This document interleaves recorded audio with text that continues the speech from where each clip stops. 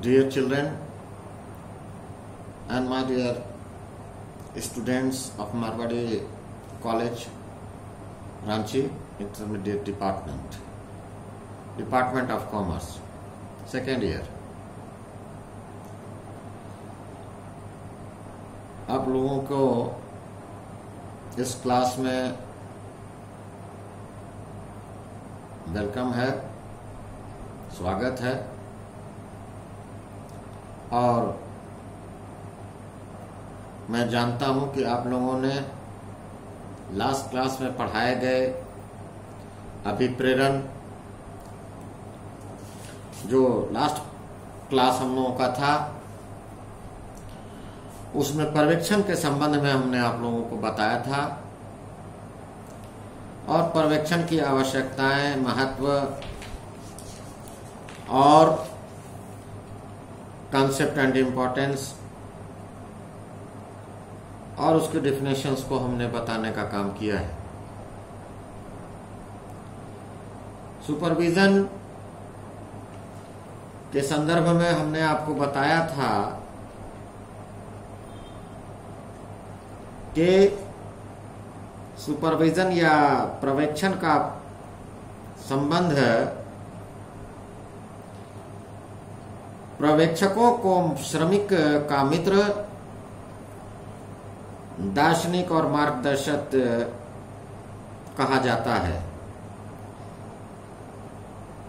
हम यह कह सकते हैं कि पर्यवेक्षण का प्रबंध में अपना एक विशेष महत्व होता है और कर्मचारियों को आदेश व निर्देश देने, उसका उचित मार्गदर्शन करना एवं उनकी क्रियाओं को नियंत्रित करने से संबंधित तमाम कार्यों को पर्यवेक्षण के अंतर्गत माना जाता है। बच्चों, मुझे उम्मीद है कि आप लोग कल के जो लास्ट चैप्टर हमने आप लोगों को पढ़ाया है, उस लास्ट चैप्टर को आप लोगों ने बढ़िया से पढ़ने का और याद करने का काम किए होंगे। इसी कड़ी में आज हम आप लोगों को एक नया चैप्टर पढ़ा रहे हैं जिसका नाम है अभिप्रेरणा या अभिप्रेरण, मोटिवेशन।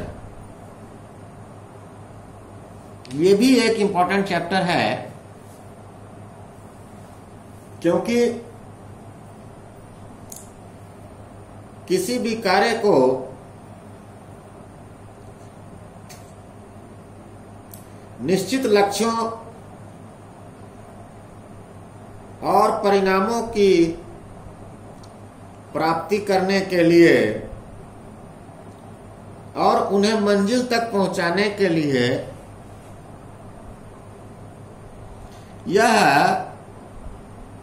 मानवीय व्यवहारों को प्रेरित करती है या प्रभावित करती है अपने ढंग से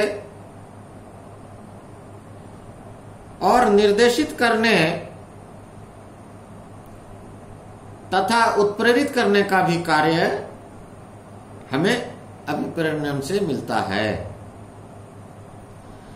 अभिप्रेरणा को अंग्रेजी में मोटिवेशन कहा जाता है। मनुष्य के भीतर उस तत्व को कहते हैं जो उसे कार्य के लिए उत्साहित या प्रोत्साहित करने का कार्य करता है। अर्थात अभिप्रेरणा का अर्थ मनुष्य के भीतर स्थित उन तमाम तत्वों को कहा जाता है जो कार्यों के लिए उसे प्रोत्साहित करता है और आगे बढ़ने की प्रेरणा देता है। अभिप्रेरणा शब्द प्रेरणा यानी मोटिव और मोटिव से निकला हुआ ये एक शब्द है। प्रेरणा मानवीय जरूरतों, ह्यूमन नीड्स को पूरा करने का कार्य करता है। यह उसकी अभिव्यक्ति है। एक मनुष्य जब कोई कार्य करता है तो इसके पीछे उसकी कोई ना कोई जरूरतें या आवश्यकताएं होती हैं, और उन जरूरतों और उन आवश्यकताओं को देखते हुए ही वह मनुष्य कार्य करता है, जो उसे कार्य को करने के लिए प्रेरित करता है। काम करने के लिए प्रेरित करने वाली इन जरूरतों को प्रेरणा के नाम से जाना जाता है। या काम करने वाली या जिज्ञासा दिलाने वाली इन जरूरतों को या उद्देश्यों को पूरा करने वाली जरूरतों को ही प्रेरणा कहते हैं, जिससे मनुष्य के दिलों को काम करने के लिए प्रेरित किया या प्रोत्साहित किया जाता है।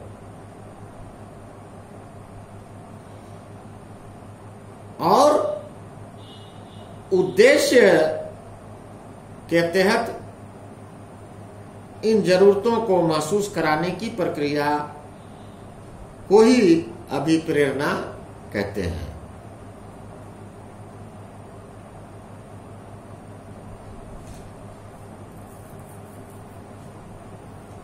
यह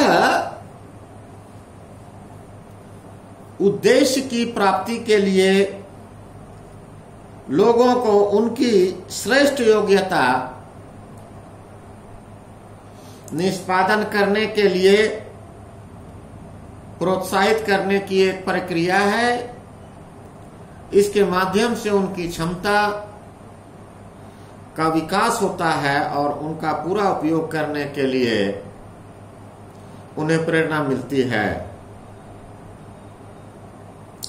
संस्था और कर्मचारी दोनों को ही इससे संतुष्टि प्रदान होती है।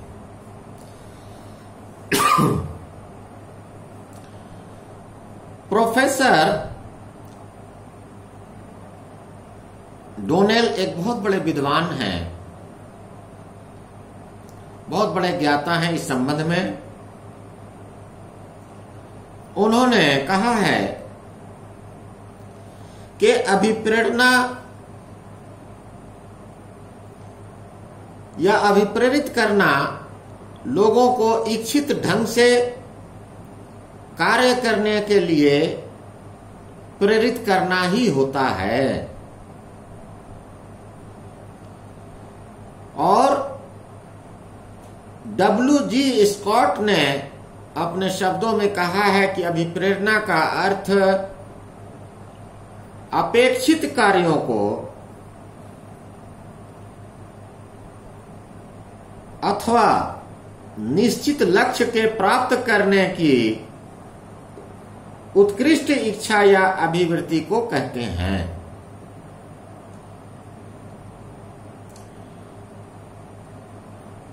ठीक इसी प्रकार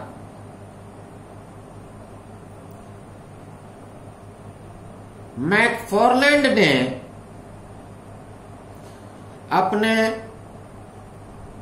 वक्तव्यों में कहा है, या अभिप्रेरणा का अर्थ उन्होंने बताने का काम किया है कि अभिप्रेरणा उस रीति को निर्देश करता है जिसमें संवेगों, उद्वेगों, इच्छाओं, आकांक्षाओं, प्रयासों और आवश्यकताओं को मानवीय आचरण के निर्देशन, नियंत्रण एवं स्पष्टीकरण के लिए प्रयोग में लाया जाता है। तो कुल मिला के हम ये कह सकते हैं आम भाषा में हम इसे यह कह सकते हैं कि अभिप्रेरणा निश्चित लक्ष्यों और परिणामों की प्राप्ति के लिए मानवीय व्यवहारों को प्रभावित करने, निर्देशित करने अथवा उत्प्रेरित करने की प्रक्रिया को कहते हैं। उपरोक्त परिभाषाओं के आधार पर इसके कई प्रकार के लक्षण पाए जाते हैं। जैसे अभिप्रेरणा एक आंतरिक अभिव्यक्ति या अनुभव है। मोटिवेशन इन एन इंटरेस्ट या इंटरनल फीलिंग। अभिप्रेरणा लक्ष्य आधारित व्यवहार पैदा करती है, यानी motivation produce goal oriented behaviour. इसको प्रोफेसर कुटुंज ने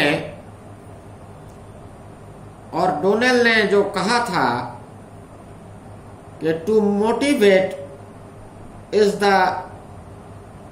induce people to act in a desired manner।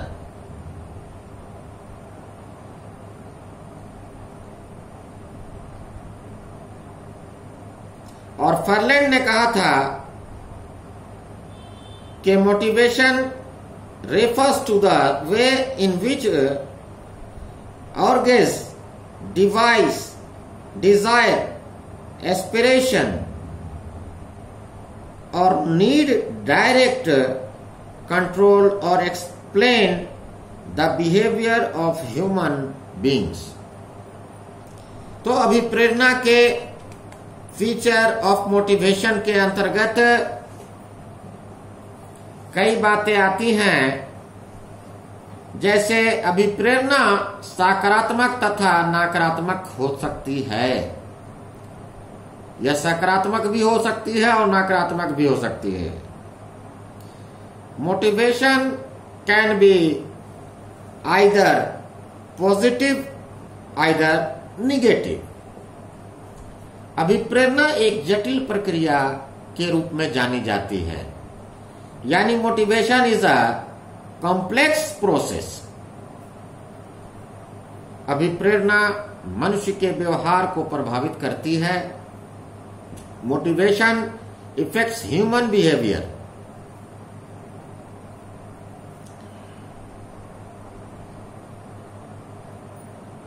इन तमाम बातों के आधार पर हम यह कह सकते हैं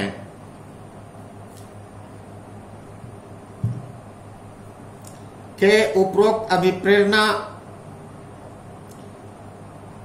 वह है जब कोई व्यक्ति बढ़िया कार्य निष्पादन करता है तो उसके पीछे उसको कोई आवश्यकता उस पर ऐसा करने के लिए दबाव बनाए रखती है और यह आवश्यकताएं व्यक्ति को लगातार कार्य करने के लिए अभिप्रेरित भी करती है। इसके कई प्रकार के अभिप्रेरणा के कई प्रकार के प्रक्रियाएं हैं जिससे यह हो करके गुजरती हैं। जैसे इसको एक उदाहरण के तौर पर हम आपको बताते हैं कि नीड वांट सेटिस्फैक्शन चेन, यानी एक प्रकार का यह प्रोसेस ऑफ मोटिवेशन है कि प्रोसेस ऑफ मोटिवेशन कैसे होता है। सबसे पहला जरूरत है, उसके बाद जन्म देती है आवश्यकता को। जरूरत सबसे पहले आता है, जरूरत जन्म देती है आवश्यकता को, जिससे उत्पन्न होता है तनाव।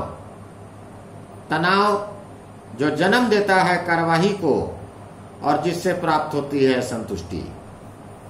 यही है अभिप्रेरणा की प्रक्रिया, प्रोसेस ऑफ मोटिवेशन, यानी नीड वांट सेटिस्फैक्शन चेन इसको कहा जाता है। यह आप लोग अपने नोटबुक में नोट करेंगे और इसको आपके पास जो भी पुस्तक होगा उस पुस्तक को आप निकाल करके देखें कि जमील सर ने क्या वाकई सही पढ़ाया है या गलत पढ़ाया है। अगर गलत पढ़ाया है तो जमील सर से क्वेश्चन भी होना चाहिए, और सही पढ़ाया है तो अप्रिसिएशन होना चाहिए और उसको याद करना चाहिए। और उसको याद करके, मैंने पहले ही आपको बताया है कि व्यवसायिक अध्ययन एक ऐसा सब्जेक्ट है जो आपको आपके रिजल्ट को अच्छे करने के लिए 100% देने का काम करती है। और मैं जो आपको नोट्स पढ़ाता हूं, जो नोट्स लिखाता हूं, इसके बाद आपको कोई ट्यूशन की आवश्यकता नहीं है और कहीं जाने की आवश्यकता नहीं है। केवल आप ये जो नोट्स है इसको आप पढ़ लेंगे तो मुझे उम्मीद है कि आप परीक्षा में किसी तरह की कोई भी आप में वीकनेस नहीं रहेगी, कोई कमजोरी नहीं रहेगी और आप अच्छा रिजल्ट करने के लिए सक्षम हो जाएंगे। आज इतना ही, इसके बाद फिर मुलाकात होगी। धन्यवाद।